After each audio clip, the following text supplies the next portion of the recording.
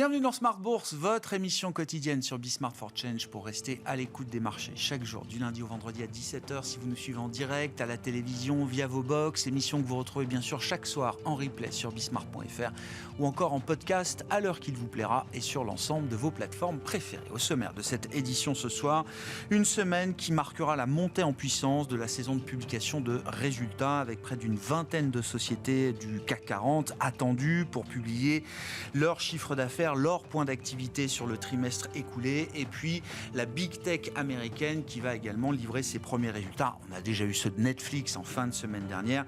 Nous aurons cette semaine les résultats par exemple d'Amazon, de Tesla, si j'ai bien retenu, ou encore de Google. Google qui publiera demain soir, après la clôture des marchés américains, ses résultats du troisième trimestre. Voilà donc pour les marqueurs de cette semaine, avec sur le plan international une série de sommets ou de réunions internationales, avec notamment une semaine qui sera marquée par les assemblées générales annuelles du FMI et de la Banque mondiale à Washington, et beaucoup de prises de parole de policy makers bien sûr et de banquiers centraux à cette occasion. Et puis de l'autre côté du monde, en Russie, ce sont les BRICS qui se réunissent pour quelques jours. Voilà donc pour ces réunions internationales qui évidemment engendreront pas mal de déclarations, on peut l'imaginer, de la part des différents policy makers de ces zones économiques. Discussion à suivre avec nos invités de Planète Marché dans un instant. Des indices qui restent au sommet, je parle des indices actions. Les actions mondiales, l'indice de référence des actions mondiales continue de battre de nouveaux records alors que le marché est entré dans la troisième année du bull market. Quels sont les enjeux de cette saison 3 du bull market? Nous en parlerons avec nos invités de Planète Marché. Et puis dans le dernier quart d'heure, le quart d'heure américain qui n'a jamais aussi bien porté son nom, à un peu plus de 2 semaines maintenant de la journée d'élection du 5 novembre. Nous ferons le point sur la course politique, bien sûr, entre Kamala Harris et Donald Trump, avec Pierre-Yves Dugas, notre correspondant américain, qui sera en visioconférence en direct avec nous à partir de 17h45.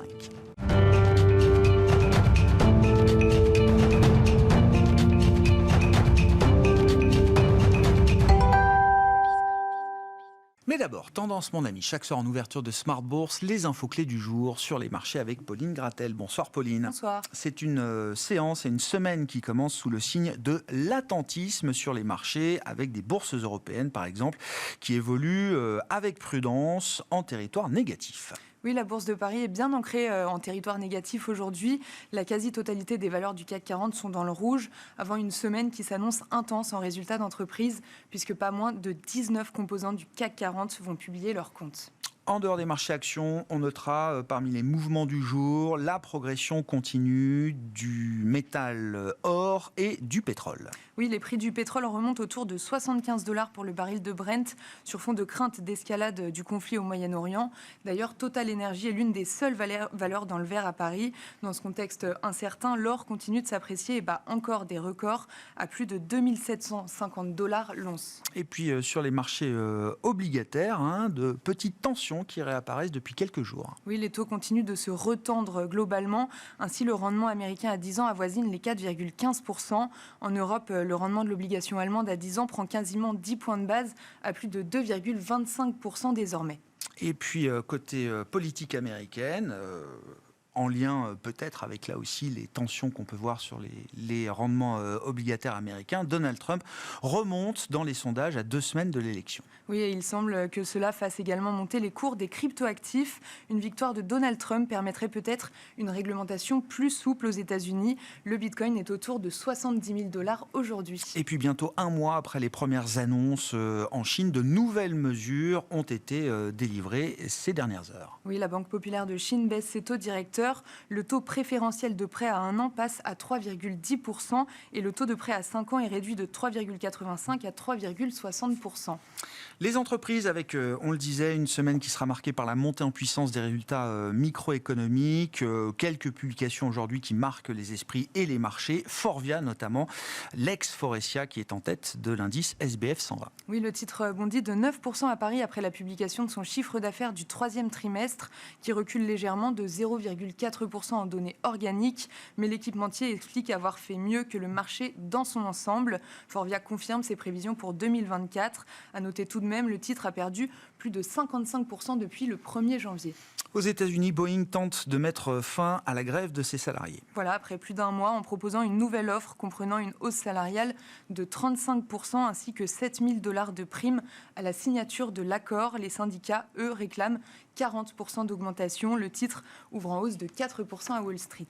Quel est le programme de demain pour les investisseurs sur les marchés, Pauline ? Donc, les investisseurs arbitreront les résultats de SAP publiés ce soir après la clôture. Et dès demain, les publications d'entreprises vont monter en puissance avec Eurofins Scientifique, qui est d'ailleurs lanterne rouge du CAC 40. Avant sa publication, le titre perd 3%. Il y aura aussi Vivendi et L'Oréal. Et de l'autre côté de l'Atlantique, troisième est attendu également. Tendance, mon ami, chaque soir en ouverture de Smart Bourse, les infos clés du jour sur les marchés avec Pauline Gratel.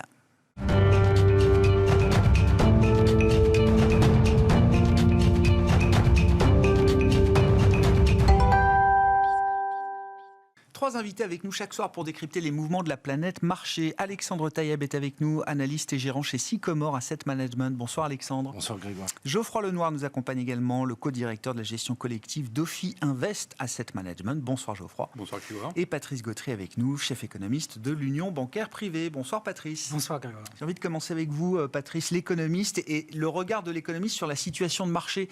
On entre dans la troisième saison, la troisième année du bull market. Si on prend comme référence le point bas d'octobre 2022, qui a été un point bas majeur pour les grands indices développés américains et européens. 2 ans après, on se retrouve avec un S&P 500, je crois, qui a dû prendre plus de 60% en 2 ans. On voit un 10 ans américain, là, qui est autour de 4,15%. On voit des indices de volatilité assez divergents, avec une volatilité des marchés actions, somme toute modérée, quand la volatilité des marchés obligataires reste quand même à des niveaux très élevés. On a également, j'allais dire, l'outlier de l'année, c'est-à-dire l'once d'or qui progresse de plus de 30%, avec néanmoins des performances sur les marchés actions qui sont tout à fait honorables. On doit être entre plus 15 et plus 20% pour des grands indices d'actions mondiales aujourd'hui. Que reflète cette situation et qu'est-ce qu'elle nous dit des enjeux devant nous pour cette troisième année de bull market, Patrice ? Alors de la part des investisseurs, on voit que l'appétit au risque reste fort, même s'il y a des couvertures, avec ce que vous avez dit effectivement sur l'or, qui joue un petit peu comme couverture, beaucoup plus peut-être que les obligations gouvernementales par rapport à la hausse des actions. Et tout ceci est alimenté par le fait que les États-Unis n'arrivent pas à rentrer en récession. Ils ont essayé, mais ils n'y arrivent pas. Par chance, l'emploi est là. Je sais si on en a parlé et si beaucoup a été fait pour essayer de calmer la machine. La Fed, il y a l'assurance tout risque de M. Powell, en disant si jamais il arrive quelque chose du côté du marché de l'emploi, on va être là et on va baisser très très fort. Et puis, la bonne surprise, c'est que malgré les tensions donc, dans le Moyen-Orient, on a un prix du pétrole qui a plutôt été un facteur de désinflation accélérée. On l'a vu au Royaume-Uni, on l'a vu avec la zone euro, ce qui permet d'ouvrir en fait encore un peu plus le scénario de baisse généralisée des taux d'intérêt directeurs. Et on voit qu'on cherche en fait des opportunités. Et si la Banque centrale européenne baissait de 50 points de base, prenait un peu des initiatives, etc. Donc on voit bien que dans cet environnement, on surfe un peu sur les lignes de fracture, sur la fragmentation, parce que derrière, dès qu'on descend un petit peu l'analyse, et notamment en matière économique, on voit bien que tout n'est pas aussi rose et que ce n'est pas le Goldilocks scénario, effectivement, global. Mais en surface, ça fonctionne, et tant que ça fonctionne, eh bien, les investisseurs ont raison, effectivement, de prendre du risque et d'aller chercher dans les actions, eh bien, en fait, la croissance des bénéfices. Là, on voit bien qu'on est peut-être sur la queue de la comète, puisqu'il y a encore des bonnes surprises. Il y a eu aussi, je le note, du côté européen, quelques mauvaises surprises. Oui. Donc, il y a un peu de poil à gratter, je dirais, du côté de la saison des bénéfices, mais on va voir, elle ne fait que commencer. Que reflète cet équilibre de marché pour vous, Alexandre, et est-ce que les grands paramètres justifient encore de la prise de risque, effectivement, d'être constructif encore sur la performance d'actifs risqués, que ce soit le crédit, que ce soit les marchés d'actions ? Alors, tant qu'on a cet équilibre aux États-Unis où la Fed est là en dernier ressort, si la croissance ne va pas bien, parce qu'elle est passée d'un mandat inflation-croissance à un mandat quasiment que croissance aujourd'hui, on est assez à l'aise du fait de rester sur les actions américaines. Sur les actions européennes, comme ça a été très bien dit, on attend un peu cette prise d'initiative de la BCE, parce que là, on sent qu'il y a une dimension un peu plus urgente au niveau de la croissance. L'Allemagne est en croissance négative depuis 2 trimestres, donc on s'attend à un soutien, j'allais dire, quel qu'il soit, budgétaire je ne l'attends pas vraiment parce qu'il y a quand même des règles à respecter. En revanche, d'un point de vue monétaire, peut-être que Christine Lagarde pourrait pousser un petit peu plus loin. Donc ça, on l'attend aujourd'hui. On a plutôt une préférence pour les actions US. Un marché qui est encore aujourd'hui au plus haut et qui continue de casser ses plus hauts. Donc ça, pour l'instant, on change pas tellement notre fusil d'épaule là-dessus. Sur le crédit, c'est assez intéressant. Alors effectivement, on fait du portage parce que le rendement est encore assez intéressant aujourd'hui. Et surtout, ce qu'on va avoir, c'est avec les baisses de taux, probablement une baisse de rémunération du monétaire, sur lequel il y a quand même énormément d'encours aujourd'hui. Et donc on pense qu'une partie de ce monétaire ne va pas se transférer sur les actions, mais plutôt sur le crédit, et en particulier le crédit court. Donc ça, on a plutôt tendance à en profiter. Donc voilà, ces deux positionnements, une patte obligataire et une patte action plutôt US, encore une fois, ça nous paraît plutôt cohérent aujourd'hui. Mais on n'a pas envie de quitter ces expositions. On n'a pas envie de prendre trop de profit aujourd'hui par rapport à ces expositions crédit et ou actions. Alors non, sur le crédit, non. Sur les actions, on peut être un petit peu plus prudent, mais plutôt en mettant des couvertures plus qu'en prenant du profit purement et simplement. Il suffit de regarder le MSCI World. Aujourd'hui, il est quand même drivé par... entre autres les 7 magnifiques, mais c'est 20% du MSCI World, ce qui en fait un indice quasiment Les US, c'est quoi? C'est les 2/3 du MSCI World, et dans les deux les 7 magnifiques représentent 20% du MSCI World au total. Oui, absolument. Donc ça, tant que les publications de ces entreprises-là sont bonnes, on verra la suite cette semaine. On le saura dans les prochains jours, a priori. Voilà, ça devrait continuer de tenir. Donc non, on se désengage pas tellement des actions. On prend un petit peu de profit, mais c'est très à la marge. Sur la BCE, là, comment vous caractérisez? C'est quoi l'idée d'une BCE qui prendrait des initiatives au-delà de ce qu'on attend déjà d'elle aujourd'hui, c'est-à-dire continuer de baisser les taux, sans doute à chaque meeting, de 25 points de base? Ça peut aller plus vite, plus fort. Plus la politique budgétaire sera restrictive, ou en tout cas sera moins accommodante, plus la pression des marchés sera forte sur la BCE pour qu'elle prenne à sa charge, j'allais dire, ce que la politique budgétaire ne peut plus faire. Moi, c'est pas tellement des attentes de mesures, c'est plutôt des attentes de positionnement et de discours. D'accord. Je trouve que Christine Lagarde est extrêmement prudente sur la partie inflation. Alors ça peut se justifier. On a parlé du prix du pétrole qui reste relativement bas malgré les tensions géopolitiques. Et je pense que le marché est assez complaisant avec ça. Donc effectivement, il y a peut-être un danger là-dessus, mais qu'on ne voit pas aujourd'hui. Donc elle devrait donner des perspectives peut-être plus intéressantes sur le problème de l'inflation. Au moins pour l'instant, il est à peu près réglé. On a quand même 11 des 20 de la zone euro qui sont en dessous de 2%. L'inflation cœur, elle reste encore un petit peu élevée. Elle est au-dessus de l'objectif de la Banque centrale, mais elle est quand même sur une tendance baissière. Donc elle a l'amplitude pour faire plus, pour faire une baisse de 50 points de base. La Fed l'a fait, la BCE peut le faire. Bon, Geoffroy, vos commentaires sur ce qui a été dit, et puisqu'on parle de l'Europe, de la BCE et des marchés, là aussi, est-ce que les marchés ont envie de voir la BCE en faire plus que ce qui est signalé jusqu'à présent? Et est-ce que c'est quelque chose de possible à horizon de quelques mois? Alors je partage ce qui a été dit. C'est vrai qu'aujourd'hui, si on regarde la Banque Centrale Européenne et les anticipations de marché, on a des taux neutres qui doivent atterrir vers la zone des 1,75. On est même en dessous des 2. C'est vrai que on reste assez convaincu que le scénario central, ça reste les 2, et que le marché a tendance à surréagir un peu au-dessus, un peu en dessous. Là, le marché, pour nous, anticipe quand même pas mal de baisses de taux assez vite déjà. Donc c'est vrai qu'anticiper plus que ce qu'il y a dans le marché aujourd'hui, ça nous paraît être un petit peu difficile. C'est vrai qu'il y a des attentes côté Europe qui sont plus importantes que côté États-Unis. On voit bien que la croissance, il y a des risques d'essoufflement, même si le momentum, je rappelle qu'on est sur un momentum positif. On a une croissance en Europe attendue cette année à 0,7, 1,3 l'année prochaine. Donc le momentum est bon. Aux États-Unis, c'est l'inverse. On a 2,5 autour et on pourrait atterrir vers les 1,6, 1,7. Donc c'est vrai que le momentum est bon, mais on a l'impression qu'il y a un peu d'essoufflement. Donc il y a besoin de remettre de l'huile dans la machine. Et c'est vrai que pour ça, on a besoin d'avoir une BCE qui est assez proactive, assez sûre d'elle sur la trajectoire des taux directeurs. Et le marché a déjà, lui, anticipé l'idée que la BCE ira peut-être même un peu en dessous du taux neutre, pour dire les Tout à choses. fait. Hein, Oui, ça. là, aujourd'hui, c'est anticipé dans le marché. C'est ce que voit le marché. On est sur les 1,75, ça remonte D'accord. un peu si on D'accord. regarde si on tire le trait sur 2025. Donc c'est vrai que les anticipations sont bien ancrées. Et c'est vrai qu'on voit aussi que niveau inflation, il n'y a plus vraiment de sujet. Hein. L'inflation, elle est revenue sous les 2% en moyenne en zone euro, et on devrait y rester pendant un petit moment. Aux États-Unis, c'est différent. L'inflation, elle reste au-dessus des 2%, et on n'a pas encore atteint la cible de la Réserve fédérale américaine. Donc il y a une petite divergence. Maintenant, on s'attend quand même à ce que finalement les banques centrales, en termes de mouvement de baisse de taux, soient assez synchronisées.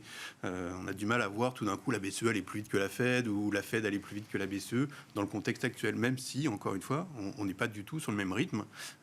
Ça serait assez logique d'avoir un pas, une baisse de taux de la BCE à chaque meeting, et côté Réserve fédérale américaine, on peut avoir ce cycle de baisse de taux qui continue vers un taux neutre à peu près vers la zone des 3% à mi-2025. Ça peut continuer de manière synchrone avec, comme vous dites, un taux d'atterrissage à 3 pour la Fed et 2 autour pour la Banque centrale européenne. Ça, c'est le scénario central.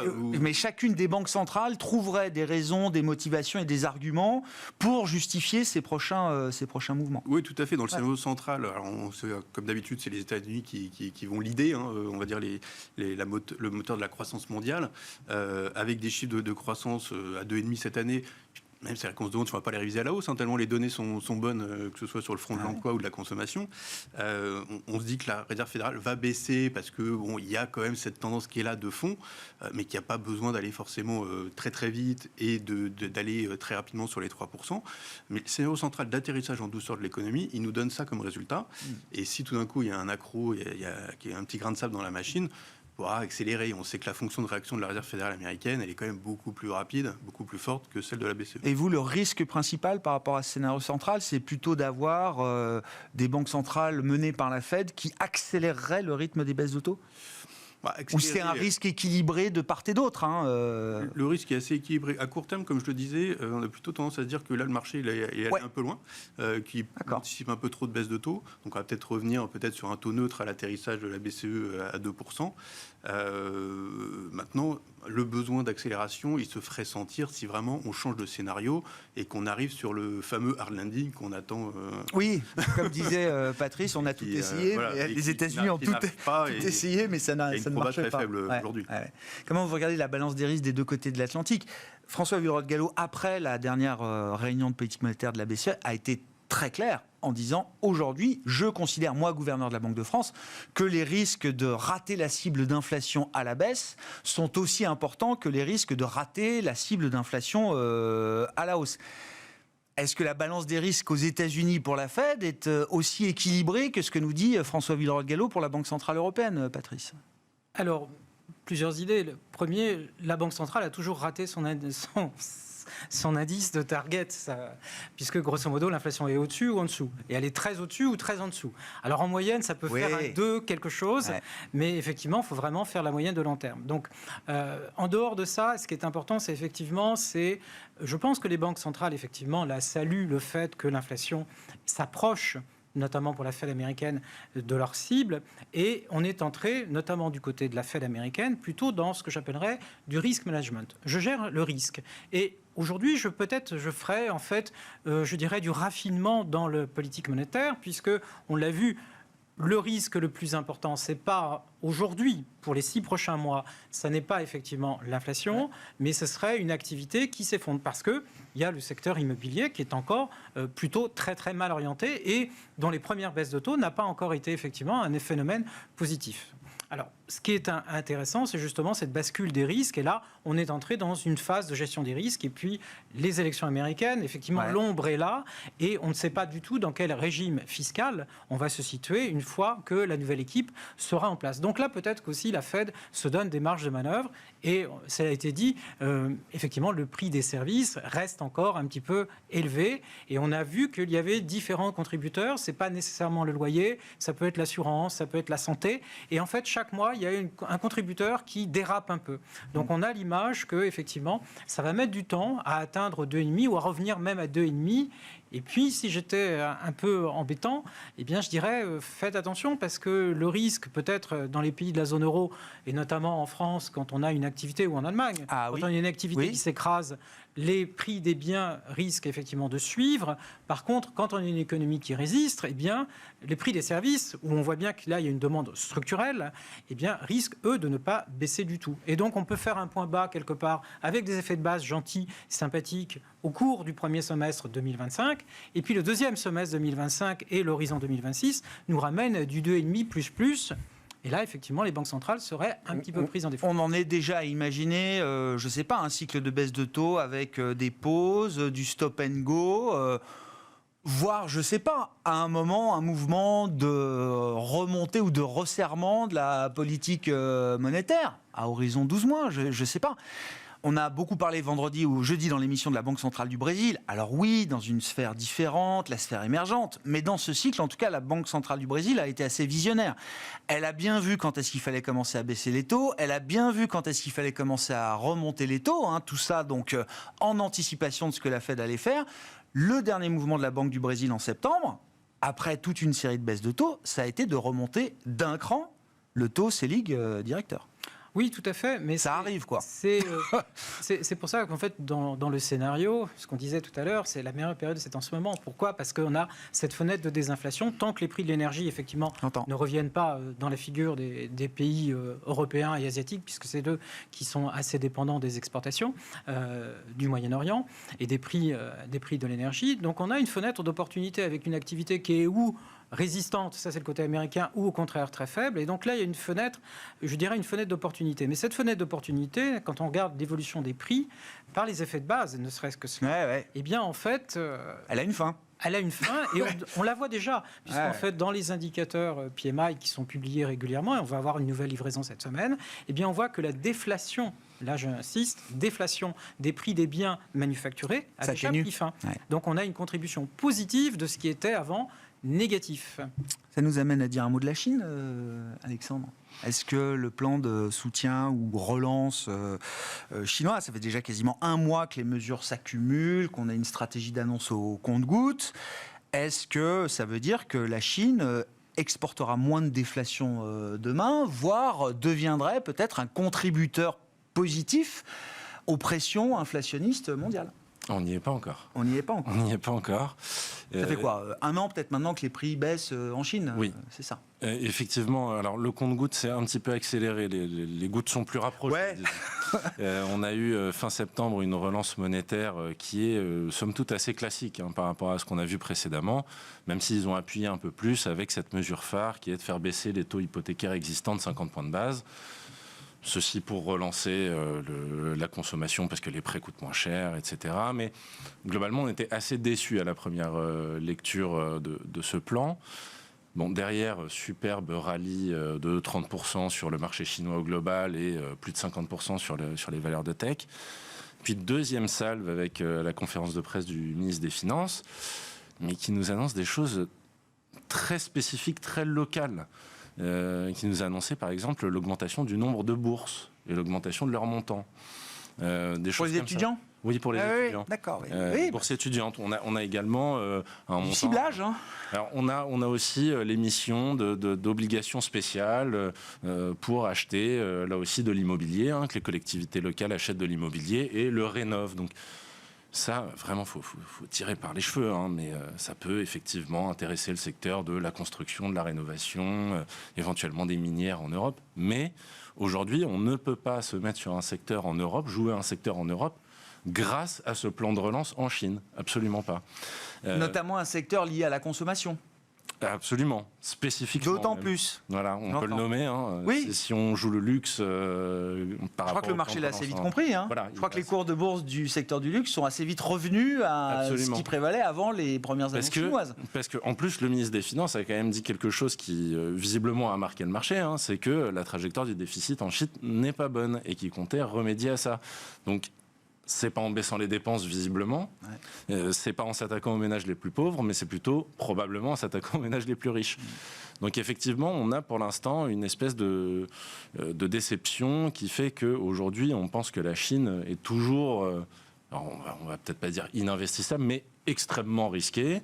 On n'a pas de preuve que les réglementations à outrance sur tel ou tel secteur vont s'arrêter. Je crois que le secteur de la santé est encore dans le giron des pouvoirs en place. Donc voilà, globalement, l'Europe n'a pas eu le relais de croissance qu'elle attendait, parce que c'était ça. On s'est dit, ça l'effet tient d'entraînement de quoi. zéro, Ah oui. la Chine va relancer, ça va aller mieux.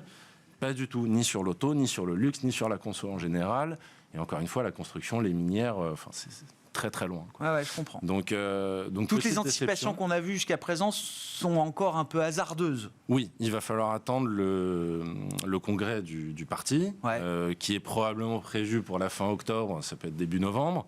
Ils vont peut-être attendre en fait pour annoncer les grandes mesures, l'élection américaine. Alors voilà, je vais dire, la date du 5 novembre peut être aussi un horizon important pour Tout à fait. les planificateurs chinois de ce point de vue-là. Tout à fait, même si je pense que, même si c'est Trump qui est élu, les tarifs ne seront probablement que de l'esbrouf. Il suffit de changer votre destination d'exportation. Oui, on l'avait vu. Mais voilà, je pense qu'ils vont attendre de voir effectivement la direction que prennent les États-Unis à partir du 5 novembre pour faire leurs annonces. D'accord. Donc j'attends encore quelque chose. Quand même. Ouais, ok. Mais la vue n'est pas encore définitive et clarifiée totalement sur ce que pèsera la Chine dans le jeu global macro des marchés en 2025. Absolument pas. Et la clé, ça va être à quel point ça va augmenter la demande de pétrole. Voilà. Geoffroy, sur la Chine, les effets d'entraînement, et puis on peut gentiment dériver sur l'enjeu américain de l'élection présidentielle, bien sûr. La Chine, il y a beaucoup de choses qui ont été dites. C'est vrai que sur les mesures, c'est assez intéressant de suivre au jour le jour les mesures qui peuvent être annoncées. Tout n'a pas été annoncé. Il peut y avoir encore des annonces à venir dans les prochaines semaines. Si on regarde dans le fond, il y a eu aussi des baisses de salaire. Donc ça, c'est assez important pour le consommateur chinois. Alors, il y a des micro-aides, comme ça a été dit. Et puis aussi, c'est vrai que côté Chine, c'est vrai qu'on s'attend toujours à ce que finalement, ils arrivent à atteindre leur croissance de 5% affichée, quelle que soit la manière d'y arriver. On pense qu'ils peuvent atteindre un niveau assez proche, en tout cas, de ces 5% cette année. Après, l'année prochaine, ça sera encore autre chose. Mais c'est vrai qu'on a cette Chine-là qui est un peu entre deux. Et si on regarde au niveau des marchés actions chinois, on constate qu'il y a quand même un fléchage des investissements, et notamment de l'épargne des ménages, vers les actions, peut-être au détriment de l'immobilier. Et ça soutient les marchés boursiers chinois. On peut s'endetter pour aller acheter des actions, quoi. Enfin, il y a des mécanismes d'apport de liquidité pour aller acheter des actions. Alors c'est très dur d'avoir une vision très, très positive sur les marchés actions chinois parce qu'il y a une volatilité qui est énorme. Mais c'est vrai qu'en tout cas, on a cette dynamique qui est là. Je ne vais pas revenir sur les mouvements qu'on a connus ces derniers jours. Mais c'est vrai qu'on a cette dynamique qui est là, qui peut se poursuivre. Mais c'est vrai que structurellement, c'est assez dur d'avoir une visibilité sur cette économie-là. Et comme ça a été dit, c'est vrai qu'il y a un lien qui est important avec les États-Unis et notamment avec le résultat des élections américaines, donc le 4 novembre. Ça a été souligné tout à l'heure. Le 5, je crois, normalement. Le 5. Non, c'est le 5. Je dis pas de bêtises. Oui, mais peut-être qu'on les aura pas le 5, justement. Voilà, peut-être qu'on n'aura pas le 5, peut-être qu'il y aura débat. Ils votent déjà, ça a déjà commencé le vote. Peut-être qu'il y aura débat sur le vainqueur au lendemain de l'élection, parce que c'est assez rapide de dire qu'il y a, on peut avoir des présomptions de corruption dans un État ou un autre, un swing state, comme on les appelle, et ça peut créer du délai pour avoir un résultat officiel. Alors on espère que ça prendra pas 3 mois ou 6 mois, mais c'est vrai qu'il peut y avoir ce scénario où il y a une incertitude, et ce scénario n'est pas nul. Et ça serait gênant pour le marché, ça? Alors ça peut être gênant pour le marché, puisque le marché souhaite bien évidemment avoir le plus de visibilité possible, et c'est vrai que dans un contexte géopolitique un peu tendu, que ce soit côté Chine, Moyen-Orient ou Ukraine, c'est vrai que ça peut créer un peu de tension sur cette période d'incertitude côté élection américaine. Et pour la Chine, du coup, alors cette élection américaine, c'est... Alors pour la Chine et pour les relations géopolitiques, on peut imaginer, encore une fois, on fait des traits, on tire des traits sur la comète, mais que Trump serait plutôt favorable à un environnement géopolitique un peu tendu, puisqu'on sait qu'il a cette capacité à aller discuter avec des leaders mondiaux assez charismatiques et qui seraient capables d'avoir un dialogue peut-être assez ferme. Le deal maker, quoi. derrière la menace des tarifs, il y a quand même toujours l'idée qu'on peut, avec Trump, faire des deals. Voilà. Avec Kamala Harris, c'est vrai qu'il y a un peu plus d'incertitude sur le front géopolitique, même si on est plus sur un consensus, une vision européenne des relations internationales. Donc il y a ces deux idées qui s'opposent. Et c'est vrai que ça aura des implications sur les marchés boursiers. Et je voulais revenir un petit peu sur les impacts d'une élection de Trump sur la macroéconomie, puisque c'est vrai qu'on sait que l'économie américaine consomme à 90% des biens made in USA. Donc il y a simplement 10% des biens qui sont importés de la Chine et d'autres pays. Et que si on voulait faire un petit exercice mathématique sur un coin de table, on voit que sur ces 10%, donc il y aurait, selon Trump, 60% de taxes, donc d'augmentation des tarifs sur la Chine, et 10% pour les autres. Donc si on remet ça sur ces 10%, on arrive à 14% à peu près de hausse des tarifs sur 10%. Sur 10% d'importation. Donc, c'est donc près 1,4% d'inflation en plus aux États-Unis. Toute chose égale par ailleurs, on sait bien qu'il y aura des répercussions au niveau des marges des entreprises, etc. Mais c'est vrai que c'est plutôt un scénario inflationniste. Ouais. D'accord avec l'idée que Trump est inflationniste, Patrick ? J'ai pas entendu un économiste me dire l'inverse jusqu'à présent. Mais oui, c'est contrairement à ce qu'il prétend. Effectivement, la hausse des tarifs, elle est plutôt payée par le consommateur final. Et sachant que quand on regarde justement les importations, ce qu'on voit en ce moment, le dynamisme des importations pré-élection, pré-élection, les biens de consommation et les biens d'équipement.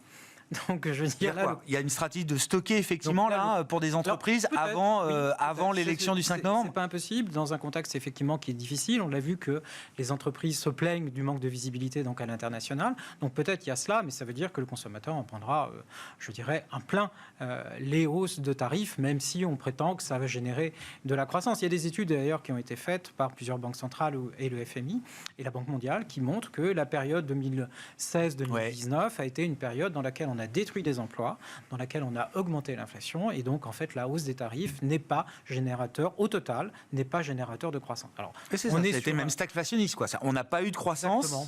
On a détruit les emplois et on a eu des prix plus élevés. On augmente les coûts. Alors après, c'est tout le jeu, je dirais, des lobbying. C'est-à-dire que, je me souviens, dans la période 2016-2019, on regardait la liste des biens en provenance de Chine et on s'apercevait au stupeur que ce n'était pas en fait les biens les plus importants qui étaient sur la liste qui étaient concernés, parce que derrière, il y avait eu une négociation, chacune des branches allant à la Maison-Blanche en disant non, pas moi, mais effectivement quelque chose d'autre. Donc effectivement, là, il y avait eu une absorption dans les marges et on n'avait pas vu, malgré des hausses de tarifs, on n'avait pas eu beaucoup d'impact au niveau de l'inflation. Là, effectivement, vu les montants mentionnés, ça risque d'être un peu plus significatif. Mais je dirais, ce qu'il faut retenir de Trump, et c'est Trump a une volonté de dézinguer l'économie mondiale. Alors, j'utilise un terme trivial qui est de dire, en fait, de déconstruire, en termes plus littéraires, de déconstruire, je dirais, une certaine internationalisation, une certaine globalisation. Et effectivement, comme vous l'avez dit, il faut négocier, et négocier avec moi. Moi, je suis les États-Unis. Et si vous voulez participer au club américain, puisque là, on est dans une thèse isolationniste, eh bien, il faudra payer. C'est des fameux 2% pour l'OTAN. Ça se trouve, les 2% vont augmenter, puisque le club de l'OTAN a augmenté. Et de toute façon, on avait même vu que le jeu en faveur des États-Unis, et si on est allié des États-Unis, eh bien, on n'est pas sûr que le parapluie ou, je dirais, la bonne volonté ou la main américaine, en termes de technologie, etc., continuera à s'exercer. Ouais. C'est intéressant parce qu'il a repris, il est vraiment obnubilé par les Mercedes sur la 5e avenue. Donc il parlait la semaine dernière à l'Economic Forum de Chicago, je crois, c'était retransmis sur Bloomberg. Il revient sur Angela Merkel, les Mercedes, etc. Et même le fait que Mercedes ou Benz aient des usines aux États-Unis, lui, il considère que c'est pas suffisant. Il dit c'est des usines d'assemblage. Ils font tout fabriquer en Europe de l'Est, etc. Et ils viennent juste assembler chez nous. Ça ne suffit plus. C'est plus le Trump de 2016. C'est encore une version, j'allais dire, encore plus jusqu'au boutiste de Trump de ce point de vue-là, quoi. La barre plus haut, puisque tout le monde a bien identifié que les exportations chinoises passaient d'abord par le Vietnam et le Mexique avant d'arriver donc aux États-Unis. Et donc là, ça veut dire que tous les traités commerciaux, en fait, c'est ça, ce côté dézingué.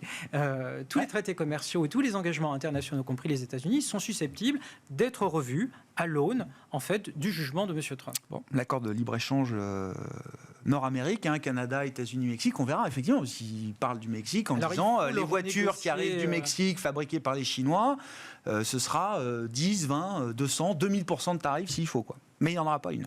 La nouvelle présidente mexicaine s'est déjà préparée. Oui, qui vient d'arriver, effectivement, depuis quelques mois à peine. Bon, l'effet Trump sur les marchés, est-ce que ça peut être les mêmes effets que ceux de 2016 ? Sachant que depuis 2016, on a vécu une vague inflationniste, que les prix ont monté de 20%, etc. Est-ce qu'il peut utiliser les mêmes recettes avec un soutien du marché, comme il l'a eu en 2016, ou est-ce que là, le jeu s'annonce plus risqué, selon vous, Alexandre ? Il y a beaucoup de choses qui ont été dites là aussi. On a l'impression que le marché se prépare quand même à Trump, disons, une semaine sur 2. Mais ça a l'air quand même de lui plaire. Ça a l'air de lui plaire. Donc je pense que le marché se concentre quand même sur une potentielle baisse de taxes à nouveau. Et c'est ça, en fait, qui va déterminer si c'est re-2016. D'où les taux qui remontent, le dollar qui sourit, etc., etc. Absolument. Et donc là, pour l'instant, c'est très difficile, en fait, de commenter ce que va faire Donald Trump, parce qu'il n'a pas dit grand-chose, puisqu'il nous dit, on n'est même pas sûr qu'il va le faire. Donc typiquement, en 2016, il s'était quand même beaucoup attaché à l'immigration illégale, etc. Ouais. Il n'a résolu aucun problème là-dessus. Il a cassé la volonté de ceux qui voulaient arriver. Mais il n'a pas du tout raccompagné qui que ce soit à la frontière. Donc, c'est assez difficile de se prononcer là-dessus. Mais par contre, je pense que le baromètre, au même titre que pour Kamala, ce sera est-ce qu'elle augmente les taxes ou pas, ça va être de voir s'ils vont jusqu'au bout sur leur vision sur l'impôt sur les sociétés. Et pour ça, il va falloir attendre aussi Sénat et Chambre pour voir si c'est une vague républicaine.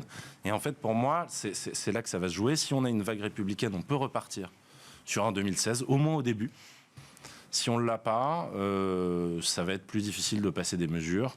On sait que Trump peut utiliser des décrets, mais globalement, je pense que ça va être beaucoup plus statique. Au moins sur les premiers mois. Un Trump inflationniste en 2024, après la vague d'inflation qu'on a eue, ça peut être encore positif marché. Parce qu'en 2016, on était plutôt, on sortait à peine de l'idée de la stagnation séculaire en se disant, oulala, on veut plus jamais voir ça. Et Trump, j'allais dire, arrivait, était là au bon endroit, au bon moment pour mettre un peu d'inflation dans le système. Là, de l'inflation, en l'occurrence, on en a eu. Les Américains, ils en ont eu. Le problème va être sur les taux, effectivement. Ouais. Sur les taux, et même pas que sur le sujet de l'inflation, sur le sujet de la confiance dans le dollar, en fait.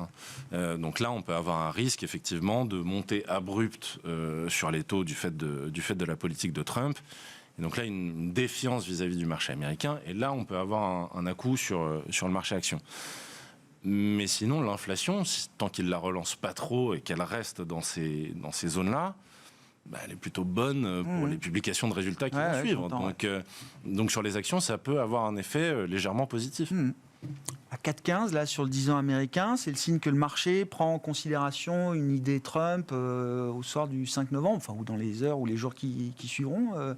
Geoffroy ? Oui, je rejoins un petit peu ce qui vient d'être dit. Je pense que le marché aujourd'hui se focalise un peu plus sur une victoire de Trump. Alors, bon, ça reste, c'est pas non plus le scénario 90% de probabilité, mais en tout cas, c'est intégré en partie dans les cours des marchés actions, mais dans les cours aussi des niveaux de taux, avec toujours une croissance qui est robuste et un marché de l'emploi qui se tient toujours. Donc c'est vrai qu'on a ce phénomène de pontification qu'on connaît depuis 4-5 mois, alors qui marque un tout petit temps d'arrêt, mais c'est vrai que si on est dans cette configuration où la croissance se tient et on peut avoir un petit effet positif, on va dire, à l'issue de l'élection, que ce soit Kamala Harris ou Donald Trump d'ailleurs, on peut avoir un effet positif puisque souvent au lendemain des élections, on repart sur quelque chose d'un peu plus visible, lisible, et on sait que quel que soit le candidat qui sera élu, il y a une politique expansionniste, que ce soit, même si le budget, on sait que ça dérape aussi, on ne parle pas de la France ici, mais aux États-Unis, on voit que la dette et le budget sont quand même pas très alignés avec la conception, on va dire, de la théorie économique d'une bonne économie. Aujourd'hui, il y aurait quand même cette volonté affichée de développer, on va dire, la croissance américaine. Et au lendemain de l'élection, on peut s'attendre en fait à une reprise des marchés boursiers américains également. Oui. Ouais. Les États-Unis peuvent vraiment se permettre ça. Que ce soit Trump ou Harris, j'ai l'impression que la vanne budgétaire, elle va rester ouverte d'une manière ou d'une autre. Alors, il y a un petit rendez-vous. Oui. Il y a un petit rendez-vous un peu difficile. Régulier d'ailleurs. Régulier. Ça s'appelle le mois de janvier. Le plafond de la dette. Effectivement, le plafond de la dette. Mais grosso modo, tout le monde va être d'accord, quel que soit l'état des chambres et l'état de l'élection, et quel que soit le locataire de la Maison-Blanche, pour prolonger jusqu'à peu près au mois de juin. Et alors après, ce sera la petite mécanique du Trésor américain de trouver les fonds. Donc là, les fonds vont remonter en fin d'année avec la perception des impôts. Puis après, on va dépenser gentiment ce que l'on a pour arriver au mois de juin avec quasiment plus rien dans les caisses. Et là, attention, effectivement, au risque, c'est-à-dire quel est le programme d'émission. Est-ce qu'on émet sur le court ou est-ce qu'on émet sur le long? Et c'est peut-être cela qui est en train, effectivement, d'être mis dans les cours obligataires, sachant que tout le monde est bien d'accord aux États-Unis. La rigueur, c'est un gros mot.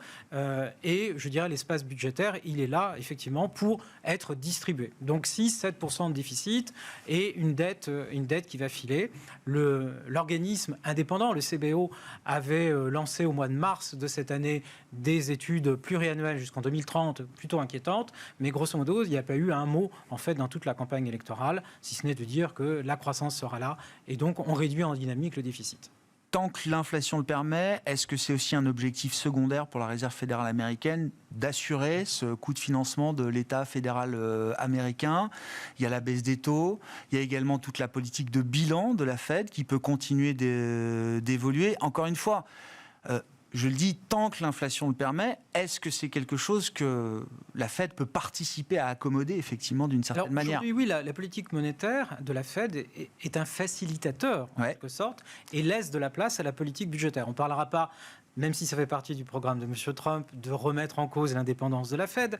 Mais aujourd'hui, effectivement, les deux stratégies convergent. Donc on peut dépenser plus parce que derrière, on a les deux stratégies convergent. Les deux stratégies convergent. Derrière, on a des taux courts qui vont continuer à baisser. C'est ce que je disais tout à l'heure. On a une fenêtre à peu près de 6 mois. Et si l'inflation ne le permettait plus, on n'a pas de doute sur le fait que la Fed agirait selon son mandat face à l'inflation. Après, ça va être difficile et c'est là où effectivement M. Trump dit j'aimerais bien avoir une ligne avec M. Powell pour lui donner mon sentiment. Pour l'aider à jeter la pièce en l'air, comme il dit, c'est ça? C'est le job le plus facile du monde. Ou continuer à les baisser, même si effectivement il y a de la relance. Et c'est là où effectivement les phénomènes de prime de risque, prime sur l'inflation, mais aussi prime de risque sur les États-Unis et risque effectivement de débasement en quelque sorte du dollar américain pourrait apparaître si on pousse effectivement les feux un petit peu trop loin. Mais c'est un processus, c'est une séquence. Je veux dire, on ne va pas voir ça au lendemain du résultat de l'élection présidentielle sur les marchés obligataires. Exactement. Et comme vous le disiez tout à l'heure, en fait, Trump est un pragmatique.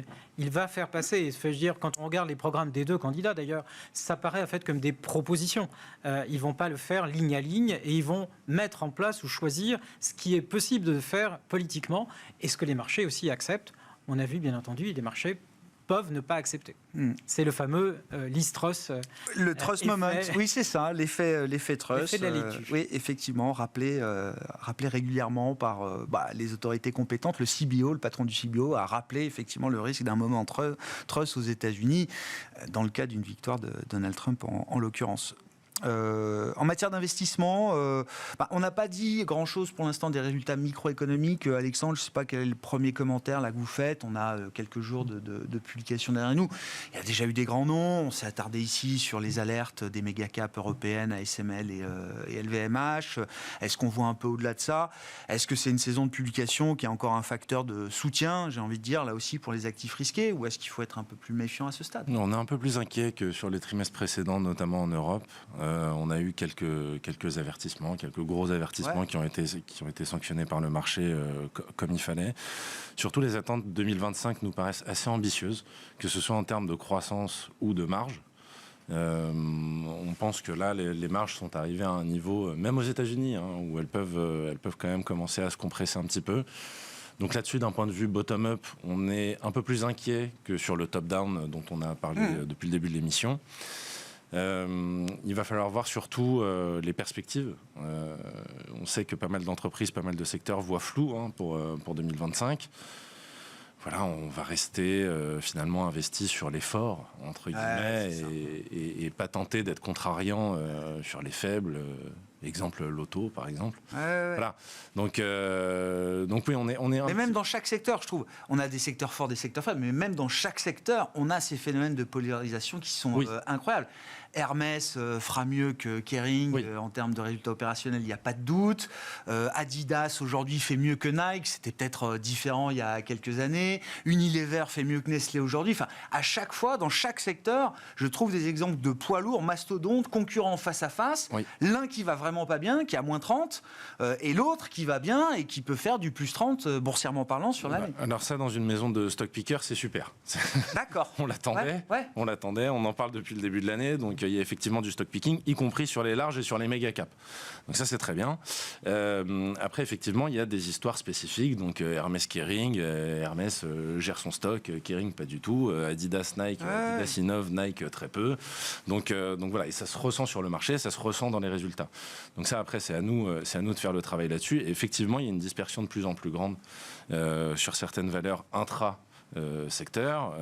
Même dans l'auto, on peut trouver des choses qu'on préfère par rapport à d'autres. Je ne vais pas les citer, mais Si on met Ferrari dans le secteur automobile, mais par exemple, on peut en parler. Donc voilà, on a beaucoup de différences et ça aide aussi à faire de la surperformance. C'est-à-dire qu'on s'est quand même plaint pendant des mois, voire des années sur ce plateau que finalement c'était les plus grosses capitalisations qui fonctionnaient et qui tiraient les indices vers le haut. Là, c'est un petit peu moins le cas. C'est le phénomène de broadening. Donc bon, c'est un peu mieux. Ouais. Et c'est sain du point de vue de marché. C'est plus sain. C'est plus sain du point de vue de marché. Geoffroy, qu'est-ce qui vous intéresse là dans les marchés globaux aujourd'hui, ou est-ce qu'on est encore à l'aise avec la prise de risque, par exemple, en matière d'investissement ? C'est vrai que là aujourd'hui, compte tenu de ce qu'on vient de se dire, il y a eu un beau parcours qui a été fait depuis le début de l'année sur les marchés boursiers, que ce soit US ou Europe. Donc c'est vrai qu'on se dit qu'aujourd'hui, vu qu'il y a la saison des résultats des publications qui commence, il faut être un peu prudent. On n'attend pas forcément de très bonnes nouvelles. Ce qu'il faut, c'est redonner un peu de visibilité, voir s'il ne faut pas remettre un petit peu plus à la baisse les prévisions de bénéfices pour 2025, comme ça a été dit. Donc c'est vrai qu'un peu de prudence à ce niveau-là. Maintenant, on parlait du rallye sur les marchés actions depuis 2 ans, ou le fameux bull market depuis 2 ans, 3 ans. On l'a dit, d'un point de vue macro, ça peut tenir, mais c'est vrai que d'un point de vue micro, il faut être vigilant. C'est plutôt des marchés de stock picker. Donc plutôt un message de neutralité. Ça ne veut pas dire que le rallye ne peut pas continuer, mais plutôt un message de neutralité sur les marchés actions en général. Moins agressif, quoi. Oui. Un peu moins agressif et attendre d'avoir cette séquence de résultats, d'élections américaines aussi, pour avoir un peu plus de visibilité et toujours essayer de profiter des baisses de marché pour se repositionner. C'est vrai que ce qui est étonnant, c'est qu'il y a eu très peu de respiration finalement dans ces marchés actions et à chaque fois, forcément, c'est pas toujours évident d'attraper le mouvement. Il y en avait à la une baisse, cet été, le 5 août. Il fallait être là, quoi. Voilà, C'est allé vite derrière en plus. Le trade sur le yen. Et c'est vrai qu'il faut être là quand les marchés baissent, parce qu'à chaque fois, il y a des acheteurs qui reviennent, il y a des flux positifs qui peuvent revenir et qui soutiennent le marché. Et puis si on regarde les obligations aussi, parce qu'on n'a pas trop parlé, c'est vrai que les obligations ont fait un beau parcours cette année. Sur les high yield, crédits, IG, on est à peu près à plus de 4% déjà depuis le début de l'année. Ouais. Et le high yield euro, on est quasiment à 7%. Donc c'est vrai que c'est important de saluer les performances, bien sûr. de peut-être se repositionner pour prendre un petit peu de bénéfices aussi sur ce segment-là. Maintenant, le portage est intéressant et comme on l'a dit, il n'y a pas forcément d'alternative qui soit nettement meilleure. Après, le monétaire reste une bonne position d'attente aussi. Oui, mais il sera de moins en moins. Voilà, le monétaire le sera de moins en moins aussi, avec la baisse des taux de la BCE. Et c'est vrai que dans ce contexte-là, voilà, avoir un portefeuille bien équilibré, c'est important. On s'arrêtera là pour ce soir, messieurs. Merci beaucoup d'avoir été les invités de Planète Marché. Geoffroy Lenoir, Ophi Invest Asset Management, Patrice Gautry, l'Union bancaire privée et Alexandre Taïeb, Sycomore Asset Management.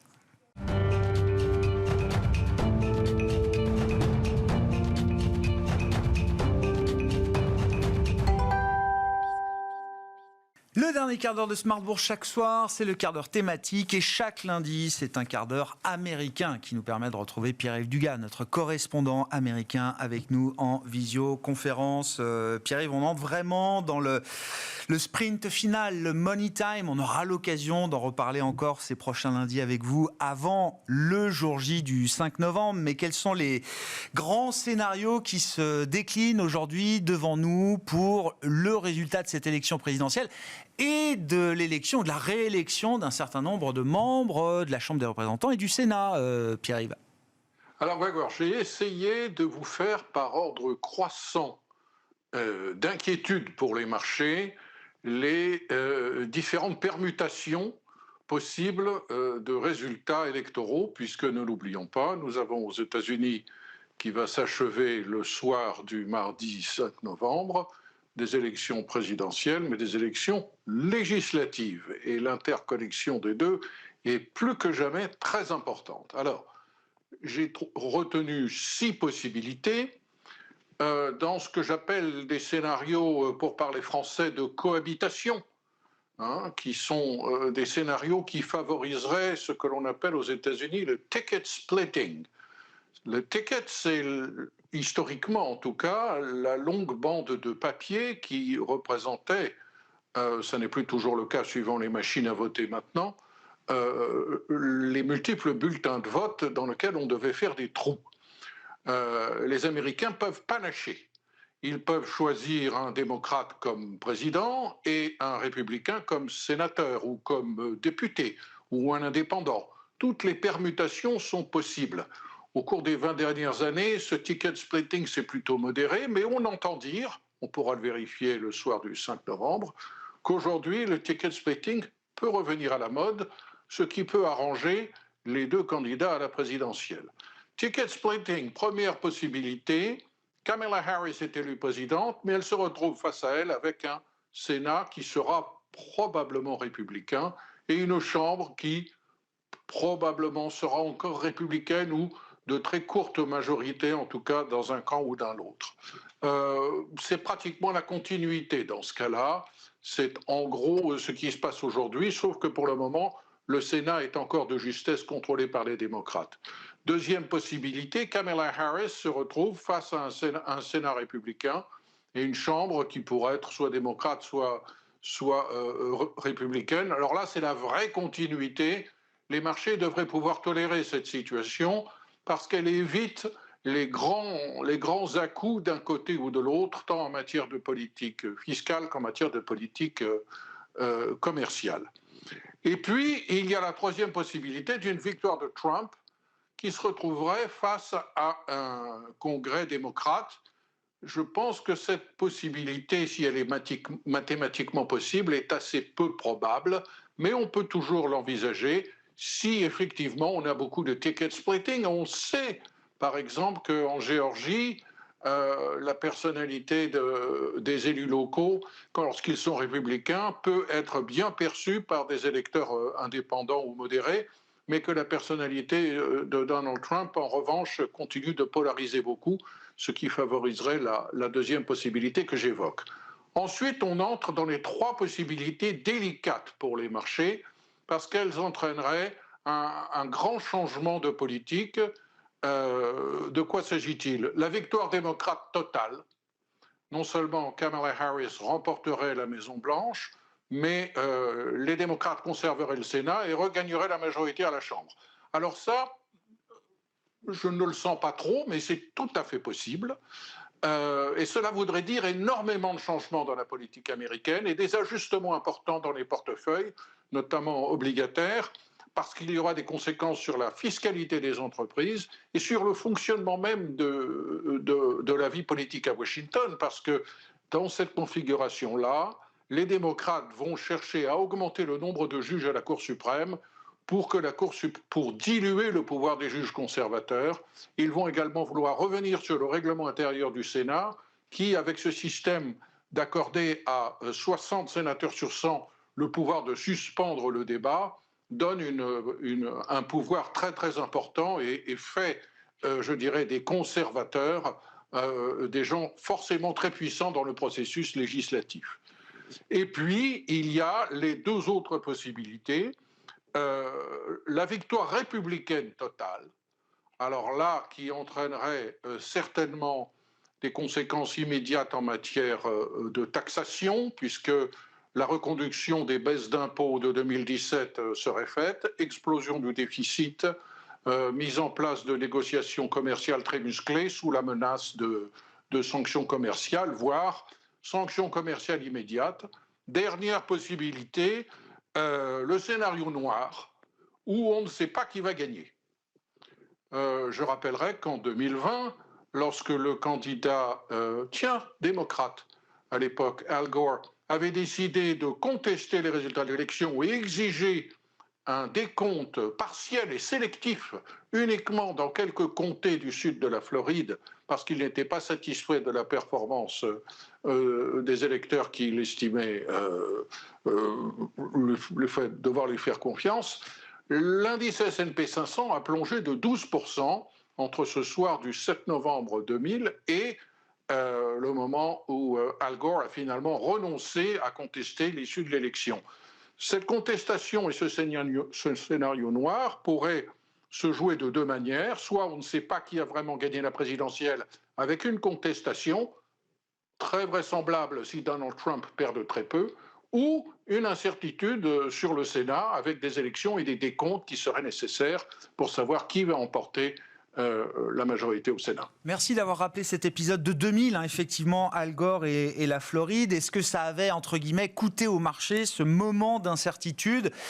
Et on parle à l'époque d'un candidat, Al Gore, j'allais dire, un peu moins sous stéroïdes qu'un candidat Trump aujourd'hui, de ce point de vue-là, peut-être, Pierre-Yves. Si on se met dans l'hypothèse Trump, qui est l'hypothèse qui est remontée quand même d'un cran ces derniers jours et ces dernières semaines, est-ce que c'est la fin définitive d'une organisation comme l'OMC, par exemple? Oui. On n'en parle déjà plus beaucoup. Je pense que la dernière fois que j'en ai parlé, c'était peut-être au moment du Covid. Je me souviens encore des dernières bisbilles entre les subventions européennes à Airbus et les subventions américaines à Boeing. On était encore en train de régler ce différend qui doit courir depuis des décennies maintenant. Mais depuis, c'est vraiment lettre morte. Écoutez, les Américains n'y croient plus. Ils ne croient plus au libre-échange, tant du côté des républicains que des démocrates. Je dirais, il y a une espèce de coalition, une coalition qui est à la fois de gauche et de droite, une coalition syndicale qui est contre les grands accords de libre-échange, une coalition d'écologistes qui ne croient plus que les accords de libre-échange sont bons pour la planète, et une coalition d'agriculteurs américains qui sont très puissants au Sénat, parce que le Sénat... il y a 100 sénateurs, 2 par État, et les États ruraux et les États agricoles sont relativement plus puissants au Sénat qu'à la Chambre des représentants. Et puis, il y a une coalition populiste qui essaye de fédérer tous ces mécontents du libre-échange, qui fait qu'aujourd'hui, la Maison-Blanche de Joe Biden ou auparavant celle de Donald Trump ne veut plus négocier des grands accords de libre-échange. Ces négociations qui prennent des années et dont on ne sort pas. Qu'est-ce que ça veut dire? Ça veut dire que d'autres types de négociations multilatérales ont, à mon avis, très peu de chances d'aboutir. Il y a ce fameux compromis réalisé dans le cadre de l'OCDE sur la taxation des multinationales.